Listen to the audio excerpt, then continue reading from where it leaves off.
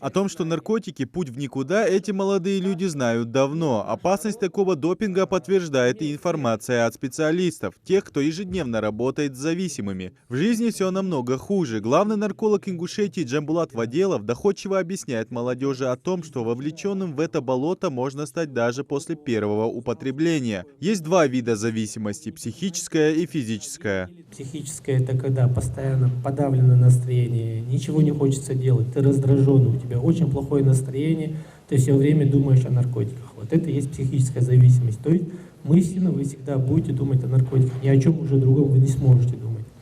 Физическая зависимость – это когда первое время, после того, как по каким-то причинам, да, независимый человек, он прекращает употребление наркотиков, ну, скажем, его в тюрьму посадили, там нету наркотиков, и вот первые 10-15 дней у него будут очень жуткие, такие мучительные боли, он не сможет кушать, он не сможет спать, он не сможет на одном месте сидеть, он будет обливаться то холодным, то горячим потом, у него будет подниматься давление, вот такое вот состояние у него будет наблюдаться, это так называемая ломка. Мероприятия по профилактике наркомании в школах республики сотрудники МВД проводят ежемесячно. Каждый раз правоохранители привлекают к лекции новых специалистов этой сферы, сотрудничают с вузами и СУЗами региона, а также с религиозными деятелями. Вы, ребята, должны понимать, вы вот здесь многие сидите в хиджабе, значит, вы немножко углубленно изучаете религию ислам.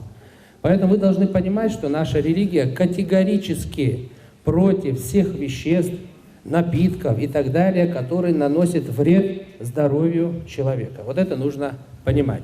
Дети внимательно слушают информацию. Благодаря мягкой подаче и авторитету лекторов все сказанное воспринимается куда серьезнее. Многие, как показал опрос, никогда не сталкивались с наркотиками. Я считаю, что это неправильно, потому что даже в первую очередь по исламу такое запрещается, а мы верующие люди, мусульмане, и я такое не одобряю. Эту информацию мне и семья моя говорила, потому что у нас такой менталитет, наверное, и всегда всем говорят то, что это очень плохо, то, что это некрасиво, и вообще никак нельзя это приветствовать. Насвай, снюс, лирика и другие наркотики и табачные изделия в наше время достать не составляет труда. Однако именно эти легкие одурманивающие вещества и зовутся специалистами стартовыми. Ведь когда мозг перестает испытывать удовлетворение, вызванное привыканием, человек увеличивает дозу или переходит на более тяжелые – кокаин, героин, мефедрон, а слезть с них почти невозможно. В наш век, такой современный век, когда доступны и у каждого ребенка в нашем поколении есть средства, они могут спокойно получить того, чего они хотят. Поэтому самое главное, мы в семье, дома, мы, родители, объясняем детям, чего нужно делать, а чего нельзя. Самое главное – говорить им об этом. Только говоря и пропагандируя правильные вещи, мы можем воспитать достойное поколение без наркотиков, потому что наркотики – это зло. И мы должны донести до детей, что это зло.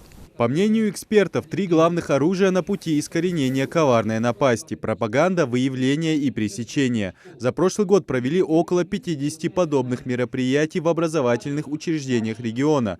Также главный нарколог привел статистику. В прошлом году на учет в наркодиспансер поставили 120 человек. Если сравнивать с 2020-м, количество увеличилось на 81 человек. В их числе один несовершеннолетний и одна девушка. Наркозависимые становятся все моложе. Всего на учете с таким диагнозом состоят свыше 1500 человек. Идрис Ижиев, Мухаммад Белакиев, Новости 24.